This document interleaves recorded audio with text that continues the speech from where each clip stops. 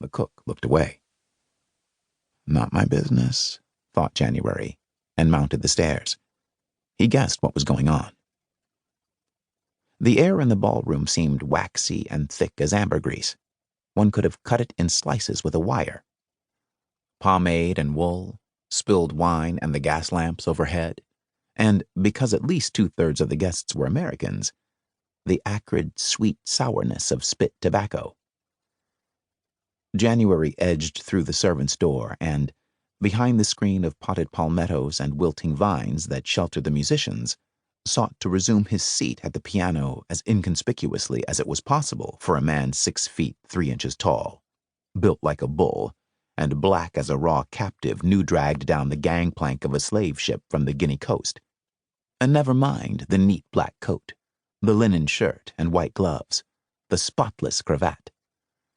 Hannibal Sefton, who'd been distracting the guests from the fact that there hadn't been a dance for nearly 10 minutes, glanced at him inquiringly and segued from ditanti into a Schubert lead.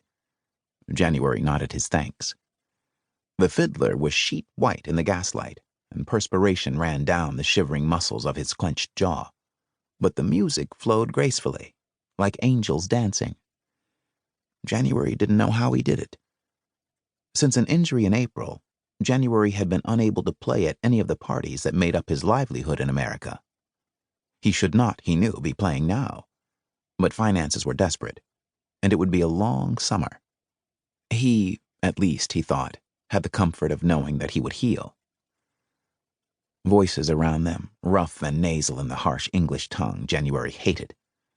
Hell, it's just a matter of time before the Texians have enough of Santa Ana. Just t'other day I heard there's been talk of them breaking from Mexico. Paid $730 for her at the downtown exchange, and turns out not only was she not a cook, but she has scrofula into the bargain. Colonel Pritchard was an American, and a fair percentage of New Orleans's American business community had turned out to sample Aeneas's cold sugared ham and cream tarts. But here and there in the corners of the room could be heard the softer purr of Creole French. Any imbecile can tell you the currency must be made stable. But why this imbecile Jackson believes he can do so by handing the country's money to a parcel of criminals. And ominously, my bank, sir, was one of those to receive the redistributed monies from the Bank of the United States. You all right? Uncle Bichet leaned around his violoncello to whisper, and January nodded. A lie. He felt as if knives were being run into his back with every flourish of the piano keys. In the pause that followed the lie, while January, Hannibal, Uncle Bichet, and nephew Jacques changed their music to the Lancers' quadrille, the drums could be clearly heard, knocking and tapping not so very far from the house. You forget us? They asked, and behind them thunder grumbled over the lake. You play Michel Mozart's little tunes and forget all about us out here drumming in the Cypriere. All those years in Paris, Michel Couleur Libre in your black wool coat. You forget about us. About how it felt to know everything could be taken away. Father, mother, sisters, all gone. Nobody to know or care if you cried. You forget what it was to be a slave. If you think a man has to be a slave to lose everything he loves at a whim, January said to the drums, pray let me introduce you to Monsieur le Choléra, and to her who in her life was my wife. And with a flirt and a leap, the music sprang forward, like a team of bright-hooved horses, swirling the drum's dark beat away.